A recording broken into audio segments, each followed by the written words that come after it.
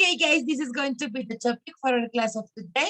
You are going to perform a workshop about all the topics we already saw, that was perimeters, areas, and volumes. So this is what we're going to do. You are going to do. I'm going to be here to help you if you need me. So for this three, this first, two, three, you are going to find the perimeter. For this, and this, and this, and this four, you are going to find the area. And for this, one, two, three, you are going to find the volume, okay? I highly recommend you to work with your calculator because you are going to need it. And don't worry about this, I'm going to put the numeration here, okay?